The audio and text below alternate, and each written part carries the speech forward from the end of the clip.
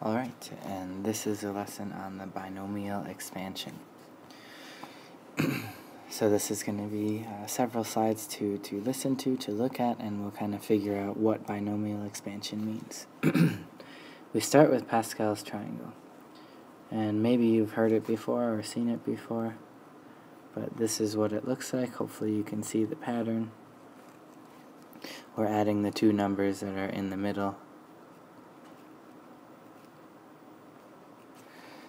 For example, 1 and 3 give us 4, and 1 and 4 give us 5. 1s are always on the outside. So this is Pascal's triangle, and we're going to see the connection between this and the expansions down here. So first, for the expansions, let's do a plus b squared. We would get a squared plus 2ab plus b squared. That one we should know. Then we're going to take that to get to a plus b cubed.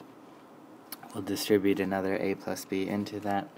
So we'll get a cubed plus 3a squared b plus 3ab squared plus b cubed. That might take you 2 steps or so to get there, but again, you'll be able to verify that. And just for completeness, let's go one step further and do the 4th power. And again, this might take you a few steps to get here, but you would end up with this, and then we have our a squared, b squared term, then our ab cubed term, and then our b to the 4th term. And if we look at that, we could say a squared, so we'll go back to this one, is 1a squared and 1b squared, 1a cubed, 1b cubed, 1b to the 4th, 1a to the 4th. We can add 1s to all of those. Then we can compare. So if we call this the 0th row, the 0 row of our Pascal's triangle, this is our first row, this is our second row, 3rd, 4th, and we could go 5th as well since we already drew that. So if we looked at that, this is the second power, so let's look at our second row. The coefficients of that are 1, 2, and 1 from our Pascal's triangle. Look down here, 1, 2, and 1. Could that be a coincidence? Sure, maybe. Let's see if the pattern holds though. Now look at third power, third row. 1, 3, 3, 1. Go down here, we have 1, 3, 3, 1. The pattern holds again. Let's go to the 4th row, because this is a 4th power. It says 1, 4, 6, 4, 1. 1, 4, 6, 4, 1. The pattern holds again. And that is why Pascal's triangle is going to be our first way to find or to get these binomial theorems, these binomial examples, expansions. What you see after that, so obviously we don't just have 1, 4, 6, 4, 1, we have some variables as well. And you'll see a pattern hopefully. Look at your a's here. We have a to the 4th, a to the 3rd, a to the 2nd, a to the 1st, and then this one you could say is a to the 0. So our a's go in descending order.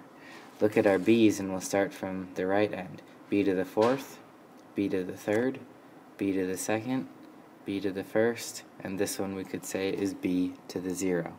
So that's kind of the pattern that we're going to follow. We're going to just count down our exponents, and we'll keep trying and see if that pattern works. Alright, so this one used Pascal's triangle to expand x plus 2 to the 5th. So we need the 5th line of Pascal's triangle. So let's write that over here. And you'll get really quick at making this. Keep in mind we'll do some other ways. So that's 0, 1, 2, 3, 4. We need one more. So those are our coefficients. So let's write them. 1, 5, 10, 10, 5, 1. Now let's start with our x's. We'll go and plug them in. We start with x to the 5th, x to the 4th, x to the 3rd, x to the 2nd, x to the 1st, and over here we're going to do x to the 0, which is just 1, so we won't do that. Now let's look at our 2's. And we could go from right to left or from left to right. It just depends which way we want to start. And I think maybe easier to start here. So let's multiply this by 2 to the 0, which would be 1, so we didn't really need that. This one would be 2 to the 1st. This one would be 2 to the 2nd. And there's going to be plus signs in between all those. This one will be 2 to the 3rd, 2 to the 4th, and this one would be 2 to the 5th. So just to recap, by the way, that's a 4. If we look at this again, our x's go x to the 5th, 4th, 3rd, 2nd, 1st, 0. Our 2's go 2 to the 5th, 4th, 3rd, 2nd, 1st, 0. And then the coefficients in front is from the 5th row of Pascal's triangle. 5th row, because that's a 5th power. Now all we have to do is simplify. We get x to the 5th. We have 2 times 5, so plus 10 x to the 4th.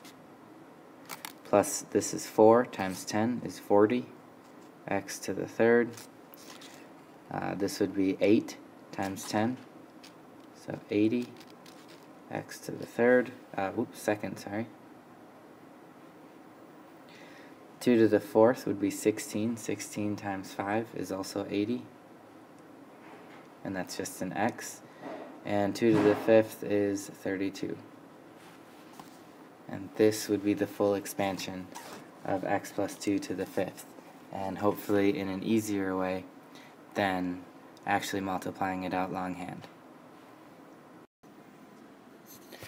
And the last one that we'll look at together is another binomial expansion.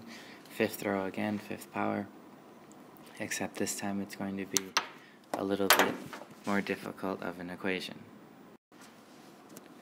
And what I've already done is written the 5th row of Pascal's triangle just to save us some time. It's the same as what we did on the previous problem.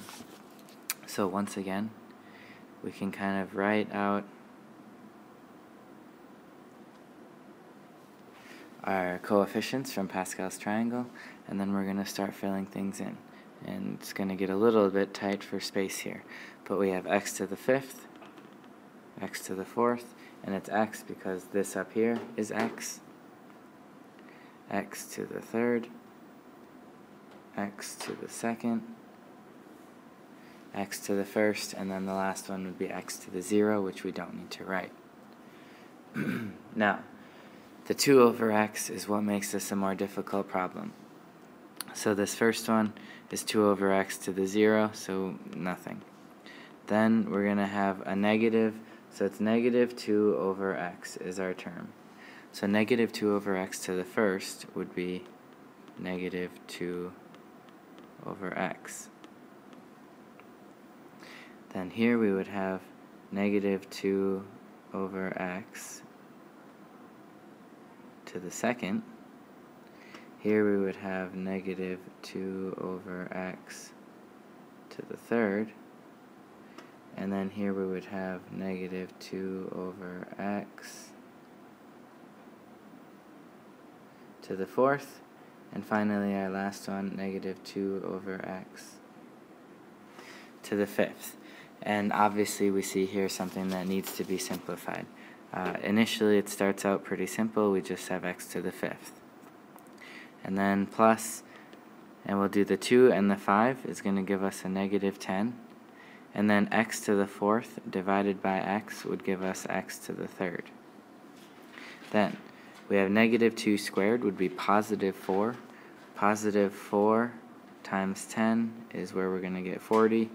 And we have x squared and an x cubed on top, so some of those are going to cancel to just x. And then over here, we have negative 2 to the 3rd is negative 8. The other coefficient is 10, so we'll have minus 80. We have an x to the 3rd and an x squared on top, so that's negative 80 over x once it simplifies. Then negative 2 to the fourth is 16. 16 times the 5 that's already there is another 80. And we have x divided by x to the fourth, which will give us divided by x to the third. Finally, the last one, it's going to be minus, because it's negative 2 to the fifth power is negative 32. And x to the fifth has nothing to cancel or simplify with, so we'll leave it there. So our final answer then is going to be x to the fifth minus 10x cubed plus 40x minus 80 over x plus 80 over x cubed minus 32 over x to the fifth. Obviously that's a long problem, it's a lot to simplify. However, compare it to the alternative, and if you're not a believer in this method, think about taking x minus 2 over x and multiplying that 5 times with itself. I think you're going to spend a lot longer on that way, and you're welcome to test that out if you think you can get to this answer in a more efficient way or a faster way. We will learn a different variation of this, a different way to get these numbers next week or later this week, but for now Pascal's triangle is going to work for most of these. And finally, the last one is meant for you to try. So you have 2x minus 1 and a sixth power. So make sure you start by drawing Pascal's triangle to 6 rows. And remember, when we have 1, 1, 1, 2, 1, this is our 0 row, this is the first row, this is the second row. So wait till you get to the 6th row, and those are your coefficients. And then use the 2x and the negative 1, and go through the process just like you saw in this video and see what you can get. When you do have an answer, make sure you compare it with a partner and see if they got the same thing.